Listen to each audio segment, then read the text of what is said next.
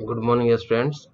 In previous classes, we have studied about the Rutherford's model, that is alpha ray scattering experiment, discovery, that is discovery of the nucleus, in which we have studied their merit and demerit. Today, we will study about the atomic number. Actually, atomic number, it is represented by Z. The number of proton present in an atom or ion is known as its atomic number. किसी भी element के एक atom में जितने number of proton उसके nucleus पर present होते हैं, चाहे वह एटम हो या आयन हो, उसी को हम लोग एटॉमिक नंबर कहते हैं। ठीक है, आपको अगर वह एटम न्यूट्रल हो, if the atom is neutral, then atomic number is equal to number of proton and it is equal to number of electron। तो एटॉमिक नंबर आप 9th में पढ़े थे, तब सेम डेफिनेशन है आपका। अब हम लोग मास नंबर देख रहे हैं। तो आप जानते हैं according to Rutherford's model, total mass of an atom is concentrated at the center and the center is known as nucleus which contains neutron and proton। Thus mass number, atomic mass can be defined as it is sum total of number of proton and neutron present in nucleus of an atom। The mass number is the total number of proton and neutron present in the nucleus of an atom of an element is called mass number and it is represented by capital A। और इसी को हम लोग यहाँ से आपको अगर proton और न्यूट्रॉन जो प्रेजेंट होता है न्यूक्लियस में, उसको हम लोग एक साथ न्यूक्लियॉन भी कहते हैं। ठीक है,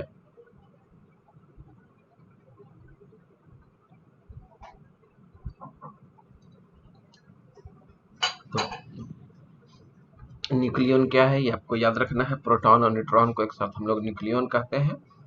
therefore the mass number is also known as nucleon number, इसीलिए हम लोग मास नंबर को न्यूक्लियन नंबर भी कहते हैं। And it can be given by number of proton plus number of neutron. यहाँ से हम लोग नंबर ऑफ न्यूट्रॉन निकाल भी सकते हैं। n बराबर कितना हो जाएगा आपका, a माइनस जेड कर देंगे तो नंबर ऑफ न्यूट्रॉन हम लोगों का निकल जाएगा। The number of neutron in an atom is equal to differences between the mass number and the atomic number, यानी कि उसको रीअरेंज करके उसका नंबर हम लोग निकाल सकते हैं। Thus n is equal to a minus z।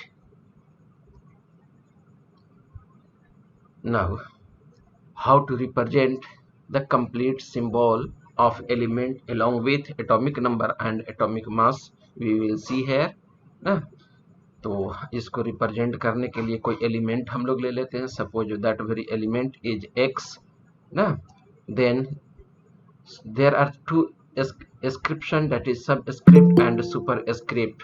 at the place of the superscript atomic mass is written and at the place of subscript atomic number is represented or written। ठीक है, इस तरह से किसी भी सिंबल का हम लोग कंप्लीट रिप्रेजेंटेशन करते हैं। सिंबल लिख दिए, जहां पर आपका सुपर स्क्रिप्ट है वहां पर मास नंबर लिखा जाता है और जहां पर आपका सब स्क्रिप्ट है वहां पर एटॉमिक नंबर लिखा जाता है। आइए आइसोटोप्स, ये भी आपको 9 से रिलेटेड है, 9th में पढ़े थे। एक ही एलिमेंट हो ना, atoms of same elements have same number of proton, that means same number of atomic number, same atomic number but different atomic mass are called isotopes। ठीक है, आइसो मीन सेम होता है, टॉप्स पोजीशन, और position हम लोग indicate करते हैं periodic table में एटॉमिक नंबर के आधार पर, अर्थात the atoms of same element having same atomic number but different atomic masses are called isotopes ना। और आइसोटोप्स में होता क्या है आपको कि same number of same atomic number है। सेम एटॉमिक नंबर रहने का मतलब है कि आपका नंबर ऑफ प्रोटॉन सेम रहेगा, अगर न्यूट्रल है तो नंबर ऑफ इलेक्ट्रॉन भी सेम रहेगा। तो नंबर ऑफ इलेक्ट्रॉन सेम रहने की वजह से आइसोटोप्स आपको जो होंगे केमिकल प्रॉपर्टी इनका सेम होगा। बट मास नंबर इसका डिफर है, तो मास नंबर डिफर हो जाने से उसका फिजिकल प्रॉपर्टी क्या होगा, अलग अलग हो जाएगा, चेंज कर जाएगा। ठीक है, the atoms of the same element which have the same atomic number but different mass number are called isotopes. ठीक है, Dalton was the Dalton was wrong about all element of the same type being identical. जैसे Dalton atomic theory में आप पढ़े थे कि atoms of ion elements are identical with all respect, but in the case of the isotopes, atoms of same element may have different atomic masses। ठीक है, यहीं पर डाल्टन फेल कर गया था। Atoms of the same element can have different number of neutron. Different number of neutron हो रहा है, मास नंबर चेंज होने का मतलब है कि न्यूट्रॉन आपका चेंज हो जाएगा। तो आपका उनका जो डाल्टन का जो स्टेटमेंट था कि एक एलिमेंट के सभी एटम जो होंगे आइडेंटिकल होंगे, वो गलत साबित हो गया था इसी आधार पर, आइसोटोप्स के आधार पर। ठीक है, और ये जो आपका वैसे atoms of same element which have different number of neutrons are called isotopes, और वैसे एटम्स को हम लोग आइसोटोप्स कहते हैं। ठीक है, और आइसोटोप्स का जो खोज किया था साइंटिस्ट, ठीक है, वह है Frederick Soddy. he proposed the idea of isotopes in 1912 for which he was awarded Nobel prize, जिसके चलते इस साइंटिस्ट जिसका फोटो आप देख रहे हैं इसको नोबेल प्राइज मिला था। Isotopes are the atoms of the same element having different masses due to varying number of neutron. ठीक है, और इसके चलते Soddy won the Nobel prize in chemistry in 1921 for his work with isotopes and radioactive materials. दोनों चीज के लिए एक साथ इसको नोबेल प्राइज दिया गया था 1921 में। Because of same number of electron, they show same identical chemical properties, but they have different neutrons, so they will have different masses and hence have different physical properties। Mass number change हो जाने की वजह से physical property same नहीं होता है, बल्कि इसका केमिकल प्रॉपर्टी सेम होता है। क्यों सेम होता है? Because chemical properties depend on the number of electron, involvement of electron, and if the number of electrons are present in same number in the different atoms of the element, then they will show identical property. That is why the atoms of the isotopic atoms of an element show same chemical property, but their mass number is different. That is why their physical property is different। कुछ आइए आपके पास ये आप देख रहे हैं, ठीक है, हाइड्रोजन के 3 आइसोटोप्स है, प्रोटियम, ड्यूटेरियम और ट्राइटियम। प्रोटियम का आपका एटॉमिक नंबर सबका देख रहे हैं, सब में प्रोटॉन एक एक है, यानी कि एटॉमिक नंबर तीनों का 1 होगा। ठीक है, तीनों में इलेक्ट्रॉन जब एटॉमिक नंबर 1 है तो प्रोटॉन सेम होगा। जब प्रोटॉन 1 1 है तो जाहिर सी बात है न्यूट्रल एटम है तो 1 1 इलेक्ट्रॉन हो जाएगा। ठीक है, अब आप मास नंबर से चेंज कर दीजिए, इसका मास नंबर 1 है, इसका मास नंबर 2 है, इसका मास नंबर 3 है। दोनों का जो डिफरेंसेज होगा न्यूट्रॉन होगा, तो दोनों का जब डिफरेंसेज निकालेंगे तो देखिए आपका इसका 0 आ गया, इसमें 1 आ गया, इसमें 2 न्यूट्रॉन आ गया। ठीक है, हाइड्रोजन ही एक ऐसा एलिमेंट है पीरियोडिक टेबल में जिसमें न्यूट्रॉन नहीं होता है। ठीक है, और इसका देख लीजिए आप, एक इलेक्ट्रॉन है, एक प्रोटॉन है, न्यूट्रॉन नहीं होता है, सिर्फ प्रोटॉन न्यूक्लियस पर प्रेजेंट होता है। वहीं ड्यूटेरियम में, ठीक है, एक इलेक्ट्रॉन, एक प्रोटॉन और एक न्यूट्रॉन, मतलब कि न्यूक्लियस पर एक प्रोटॉन और एक न्यूट्रॉन होगा। देखिए न्यूक्लियस पर आप फोटोज का देख रहे हैं, न्यूक्लियस का एक प्रोटॉन पॉजिटिव चार्ज वाला है और एक आपका इस कलर का जो आप देख रहे हैं केसरिया कलर का, ठीक है, ये आपका न्यूट्रॉन को रिप्रेजेंट कर रहा है। और जबकि ट्राइटियम में आपका 2 न्यूट्रॉन है, एक प्रोटॉन है जो आप फोटो में देख रहे हैं। ठीक है, ये हाइड्रोजन यानी प्रोटियम से वाटर का फॉर्मेशन होता है जो हमारे लाइफ के लिए एसेंशियल है।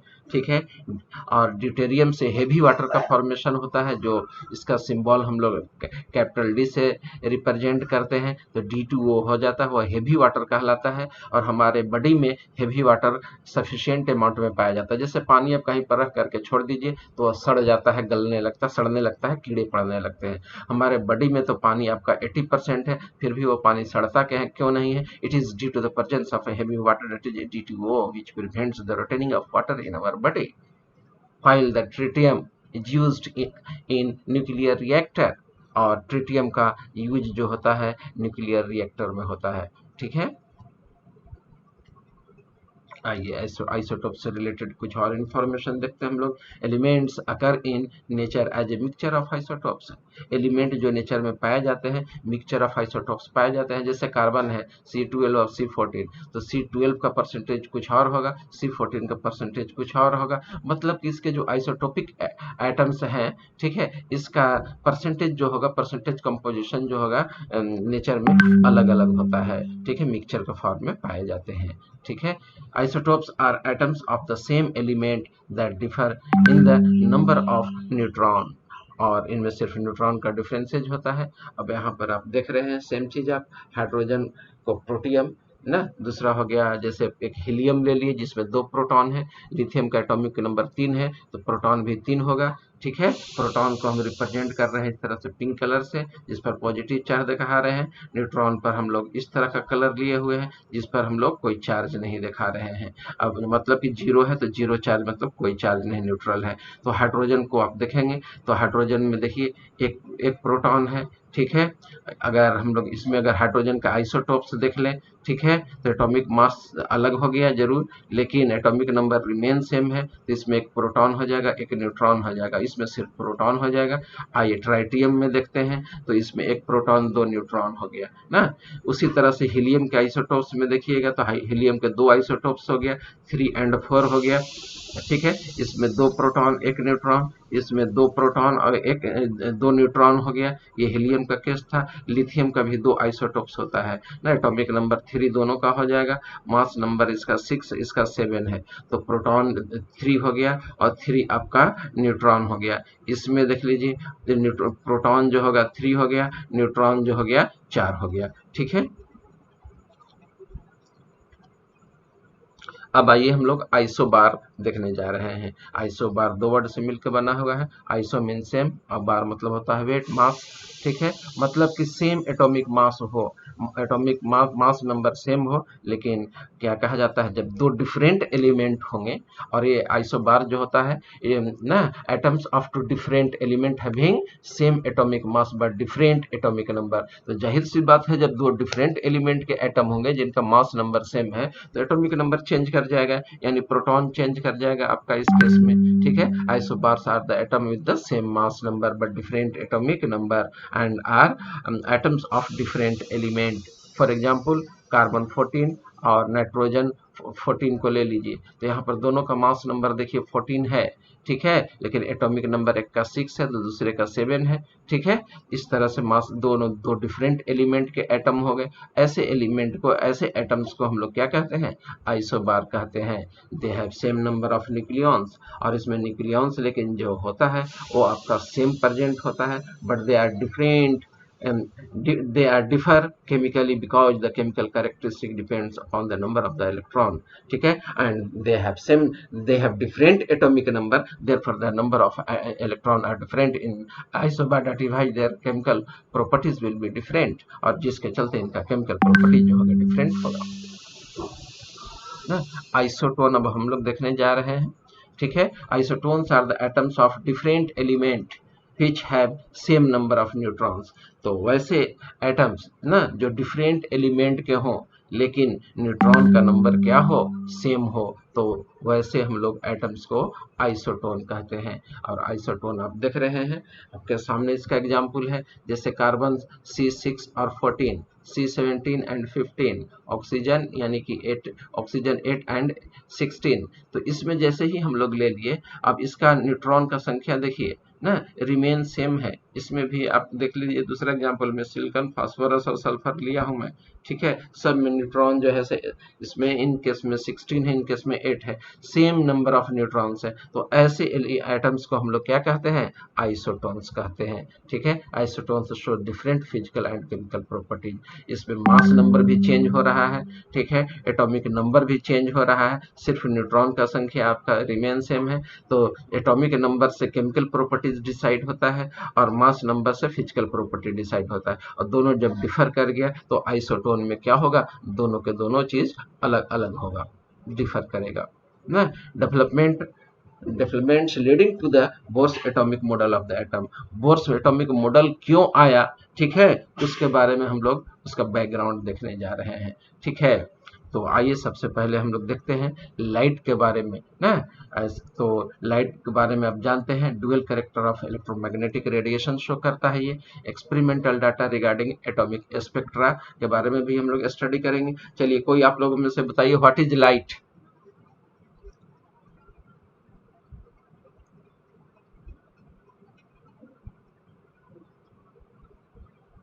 लाइट मैंने हल्का, लाइट का मतलब क्या होता है? हल्का। समझ में आ गया तो हल्का, नहीं तो भारी ना। और बहुत हल्का है, आपको समझ में जरूर आएगा। ठीक है। Nature of light is electromagnetic radiation. और इलेक्ट्रोमैग्नेटिक रेडिएशन क्या है? तो electromagnetic radiation do not need any medium for propagation. For example visible rays, ultraviolet rays, infrared, X ray, gamma rays, radio waves, radiant energy. Electromagnetic radiations ऐसे radiations हैं, ठीक है, उनको travel करने के लिए किसी मीडियम की जरूरत नहीं होती है प्रोपगेशन के लिए। ठीक है। तो ऐसे वेव को हम लोग इलेक्ट्रोमैग्नेटिक रेडिएशन कहते हैं। नाम ही काफी है, electro plus magnetic. Electric field और मैग्नेटिक फील्ड होता है, ठीक है, and are perpendicular to each other along with their direction of propagation. तीनों इसका परपेंडिकुलर एक दूसरे से होता है। ठीक है। बाय द वे लाइट के बारे में दो कंसेप्ट आता है ना। पहला था न्यूटन्स कॉर्पसल्स थ्योरी, जिसमें न्यूटन जो कंसिडर किए थे, ये कंसिडर किए थे कि लाइट जो होगा पार्टिकल नेचर का होगा। कॉर्पसल्स उसको बोले थे, उन पार्टिकल्स को। ठीक है। And this theory explains refraction and reflection of light. Refraction और रिफ्लेक्शन ऑफ लाइट को एक्सप्लेन करता है, but it fails to explain interference and diffraction pattern of the light. और लेकिन यह फेल कर जाता है। तो बाद में आपका इलेक्ट्रोमैग्नेटिक मैक्सवेल का इलेक्ट्रोमैग्नेटिक रेडिएशन थ्योरी आया कि नहीं, लाइट जो होगा इलेक्ट्रोमैग्नेटिक रेडिएशन का होगा। और इलेक्ट्रोमैग्नेटिक रेडिएशन क्या है? तो इसमें इलेक्ट्रिक फील्ड और मैग्नेटिक फील्ड होगा, दोनों एक दूसरे का परपेंडिकुलर होगा, and these two are also the perpendicular to their direction of the propagation। direction of propagation से भी वो perpendicular होता है। ठीक है। आइए एक एक करके हम लोग देखते हैं। Two theories were proposed to explain the nature and the propagation of the light. और इसमें पहला थ्योरी है आपका corpuscular theory, and it was proposed by Newton. ठीक है। This theory was proposed by Newton. According to this theory light is propagated in the form of invisible small particle. Light has particle nature, मतलब कि ये particle nature का concept दिया Newton light के बारे में। और यह थ्योरी एक्सप्लेन करता है रिफ्रैक्शन को और रिफ्लेक्शन को। किसका? लाइट की प्रॉपर्टी, जो कि लाइट की प्रॉपर्टी है। The particle nature of light explain some of the experimental facts such as reflection and refraction of the light, but it failed to explain the phenomenon of interference and diffraction. Therefore it was discarded and ignored. और यह discard कर दिया गया, ignore कर दिया गया। वजह, interference और डिफ्रैक्शन में ये फेल कर जाता है, सिर्फ रिफ्लेक्शन और रिफ्रैक्शन को एक्सप्लेन करता है। ठीक है। तब जाकर के मैक्सवेल का इलेक्ट्रोमैग्नेटिक थ्योरी आया। ठीक है। आइए उसके बारे में हम लोग देखेंगे। Wave theory of light, that is electromagnetic wave theory. और यह मैक्सवेल का दिया हुआ था। It was explained by James Clerk Maxwell in 1864 to explain and understand the nature of electromagnetic radiation. ये है क्या? आइए इसके बारे में कुछ फीचर्स हम लोग जानते हैं इलेक्ट्रोमैग्नेटिक थ्योरी के बारे में। ठीक है। The light is a form of electromagnetic radiation. ठीक है। The light radiations consist of electric and magnetic field oscillating perpendicular to each other. जो मैं बताया हूँ, उधर एक्सप्लेन किया था, वही सभी लाइन अभी फिर से रिपीट करूंगा। ठीक है। यही आपका इलेक्ट्रोमैग्नेटिक वेव हो गया। ठीक है। देख रहे हैं ये रेड कलर का एक इलेक्ट्रिक फील्ड है आपका रेड कलर से। ठीक है। ब्लू कलर से वो मैग्नेटिक फील्ड है। ठीक है। इलेक्ट्रिक फील्ड हो गया, ये मैग्नेटिक फील्ड हो गया, और ये हो गया डायरेक्शन ऑफ प्रोपगेशन। और ये तीनों क्या है आपका? एक दूसरे से परपेंडिकुलर है, और यही परपेंडिकुलर हो गया। ये जो ऊपर की तरफ है या नीचे की तरफ है, तो ऊपर की तरफ जो उठा होता है उसको हम लोग ट्रफ कहते हैं। जो नीचे की तरफ धंसा होता है इसको क्रेस्ट कहते हैं। ये ट्रफ हो गया, नीचे की तरफ ये बैकवर्ड होगा तो ये आपका क्रेस्ट हो जाएगा। ये ट्रफ हो गया, ये क्रेस्ट हो गया। तो एक दो ट्रफ के बीच में या दो क्रेस्ट के बीच में का जो डिस्टेंस होता है उसको वेवलेंथ कहते हैं। और किसी भी क्रेस्ट का जो हाइट होता है, मैक्सिमम हाइट, उसको हम लोग एम्पलीट्यूड कहते हैं। ठीक है। और नंबर ऑफ वेव्स क्या है? तो किसी भी पर्टिकुलर पॉइंट से जितने नंबर ऑफ वेव्स क्रॉस करते हैं उसको हम लोग वेव नंबर कहते हैं। आइए एक एक करके सारा प्रॉपर्टी जब इसका हम लोग देखते हैं। वही एकदम सेम चीज है आपका। ठीक है, मैग्नेटिक फील्ड और इलेक्ट्रिक फील्ड और ये डायरेक्शन ऑफ प्रोपगेशन तीनों एक दूसरे का क्या है, परपेंडिकुलर टू ईच अदर होता है।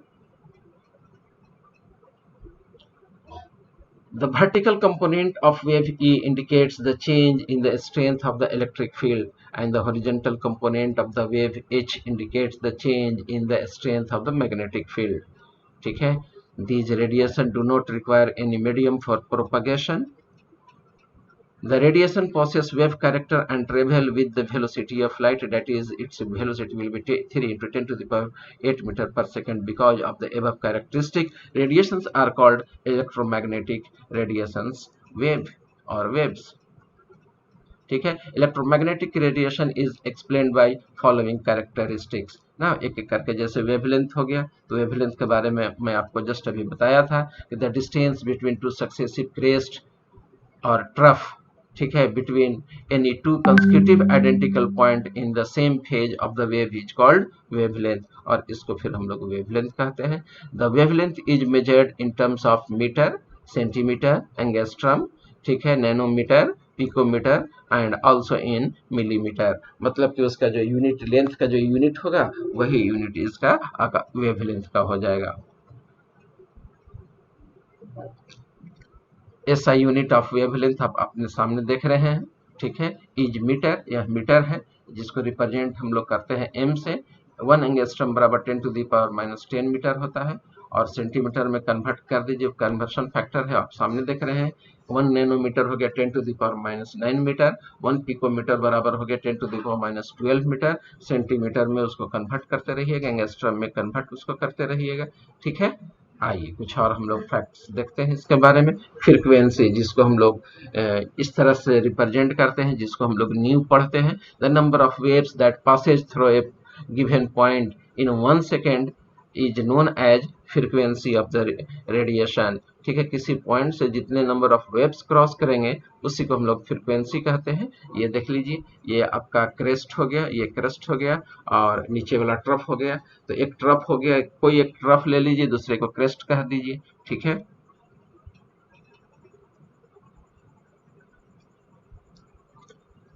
SI unit of frequency is per second or hertz. A cycle is said to be completed when wave consisting of a crest and a trough passes through a point। ठीक है, तो इसी को हम लोग frequency का इसको डिफाइन कर चुका हूं मैं, ठीक है। आइए velocity, the distance travelled by the wave in 1 second is called velocity और स्पीड ऑफ द वेव, ठीक है। SI यूनिट इज मीटर पर second. C of electromagnetic radiation, that is velocity of electromagnetic radiation in vacuum, is a constant commonly called speed of light, and it is equal to 3 into 10 to the power 8 meter per second। ठीक है, number of wave आ जाइए, wave number, it is defined as number of wavelength per unit length. Per unit length में जितने number of wave होंगे उसी को हम लोग वेव लेंथ कहते हैं, and it is reciprocal to wavelength, ठीक है। और इसका यूनिट हो जाएगा पर मीटर जब रेसिप्रोकल है तो। यही हो गया आपका, ये पिक हो गया, ठीक है, और नीचे वाला क्रेस्ट हो गया, ये ट्रफ कहला गया, ये क्रेस्ट कहला गया, ये ट्रफ कहला गया, ठीक है। यहाँ से यहाँ तक आने में एक साइकिल कंप्लीट हुआ। अगर यहाँ से लेते हैं तो यहाँ तक एक साइकिल हो गया, या फिर यहाँ से लेकर के यहाँ तक आया दिए तो एक साइकिल हो गया, 1 कंप्लीट साइकिल कहला गया, ठीक है। तो दो पिक के बीच का लेंथ जो हो गया वेवलेंथ कहला गया, ये एम्पलीट्यूड कहला गया। क्रेस्ट वाले को भी या ट्रफ वाले को भी, जो मैक्सिमम हाइट वाला है उसको हम लोग क्या कहते हैं, एम्पलीट्यूड कहते हैं। Wavelength, wave number, frequency and velocity are related by this formula, that is C बराबर न्यू लेमडा। एम्पलीट्यूड डिफाइन कर चुका हूं ना, it is height of the crest और the depth of the trough of the wave. जो crest है उसके height को या ट्रफ के डेप्थ को ही हम लोग क्या कहते हैं, एम्पलीट्यूड कहते हैं। It tells about the brightness और इंटेंसिटी ऑफ द वेव। आपको किसी भी वेव का या लाइट का इंटेंसिटी के ब्राइटनेस के बारे में बताता है। टाइम पीरियड हम लोग देखने जा रहे हैं। It is time taken by the wave for 1 complete cycle और वाइब्रेशन। एक कंप्लीट साइकिल में जितना टाइम लगता है उसी को हम लोग टाइम पीरियड कहते हैं। And it is reciprocal to frequency, यानी T is equal to 1 upon nu, आइए, इलेक्ट्रोमैग्नेटिक स्पेक्ट्रम क्या है, तो हम लोग इसको वेवलेंथ या फ्रीक्वेंसी के रिस्पेक्ट में अरेंज कर दिए ना, इसी के से जो स्पेक्ट्रम मिलेगा उसी को हम लोग इलेक्ट्रोमैग्नेटिक स्पेक्ट्रम कहते हैं। The arrangement of different type of electromagnetic radiation in order of increasing wavelength और decreasing order of the frequency is known as electromagnetic spectrum. और इलेक्ट्रोमैग्नेटिक स्पेक्ट्रम का फोटो आप देख रहे हैं, ठीक है। इसको याद रखना जरूरी है, यहाँ से ऑब्जेक्टिव क्वेश्चन पूछ देता है। क्या पूछ देगा, जैसे आपका यहाँ गामा रे हो गया, एक्सरे हो गया, ultraviolet, visible, infrared, microwaves, radio. Question बनता है कि इसमें से किसका वेवलेंथ ज्यादा होगा, 4 ऑप्शन दे देगा, ठीक है। तो इसके लिए मैं कोड यहाँ डाल दिया हूँ, इस कोड से याद रखिएगा, हम लोग भी इसी कोड से पढ़े थे, याद रखे थे। रमी भक्स गामा, ठीक है। आर ए से रेडियो वेव हो गया, ये एम से हो गया माइक्रोवेव, ठीक है।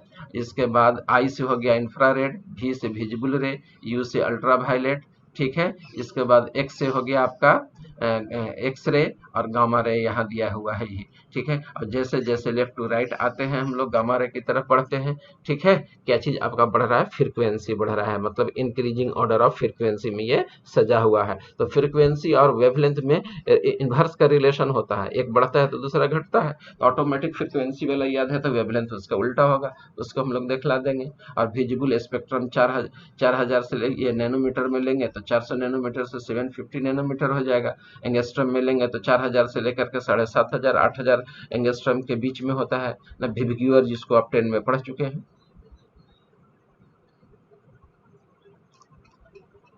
अब रेडियो वेव का देखिए यूज क्या है, रेडियो फ्रिक्वेंसी रीजन ना, अराउंड 10⁻6 हर्ज यूज्ड फॉर ब्रॉडकास्टिंग। ब्रॉडकास्टिंग में रेडियो वेव का यूज होता है, ठीक है, जिसका फ्रिक्वेंसी जो होता है 10⁻6 हर्ज होता है। माइक्रोवेव का रीजन जो होता है 10⁻10 हर्ज होता है, जिसका यूज रडार में होता है। इंफ्रारेड रीजन अराउंड 10⁻13 हर्ज होता है, जिसका यूज हीटिंग इफेक्ट में होता है। अल्ट्रावायलेट रीजन अराउंड 10⁻16 हर्ज होता है, कंपोनेंट ऑफ सन्स रेडिएशन में होता है अल्ट्रावायलेट रे, ठीक है। अब आ जाइए द स्मॉल पोर्शन अराउंड 10⁻⁻15 हर्ज इज कॉल्ड विजिबल लाइट ना। और इसका वेवलेंथ जो होता है ना 4000 एंगस्ट्रम से 8000 एंगस्ट्रम के बीच में रेंज करते रहता है, वेरी करते रहता है ये। लिमिटेशन ऑफ इलेक्ट्रोमैग्नेटिक वेव, जैसे इलेक्ट्रोमैग्नेटिक वेव का कोई अब लिमिटेशन आ गया ना, ये तो एक्सप्लेन कर देता है आपको, कौन सा, इंटरफेरेंस को एक्सप्लेन कर देगा, डिफ्रैक्शन पैटर्न को एक्सप्लेन कर दिया, but it still fails to explain black body radiation, ठीक है, एंड फोटो इलेक्ट्रिक इफेक्ट। दो चीज को फिर फेल करेगा ये, तो फिर इस साइड में आ गया ये, ठीक है। और दोनों चीज को हम लोग तब एक्सप्लेन कर पाते हैं, ठीक है, जब हम लोग लाइट को कंसिडर करते हैं ना। क्या, यह पार्टिकल और वेव नेचर दोनों का है। The phenomenon of black body radiation was failed to explain it by the electromagnetic wave. Electromagnetic wave also does not explain photoelectric effect, ठीक है, the change in heat capacity of solid substances which is a function of temperature is also not explained, ठीक है। He fails to explain the line spectra of atoms with special reference to hydrogen, ठीक है। These phenomenon could be explained only if the electromagnetic waves are supposed to be particle nature and wave nature। अगर हम लोग light को जब तक wave और particle nature consider नहीं करते हैं तब तक यह आपका जो 4 पॉइंट से यह एक्सप्लेन नहीं हो पाता है, ठीक है। तो डिफ्रैक्शन क्या है ये सब अब कल पढ़ाएंगे, आज की सभा यहीं मैं समाप्त करता हूँ, ठीक है। कुछ फोटो देख लीजिए, फिजिक्स में पढ़े हैं सब ये, डिफ्रैक्शन, डिस्पर्शन ना, रिफ्रैक्शन ये पढ़े हुए हैं, कल यहाँ से रिपीट करूँगा। आज इतना ही,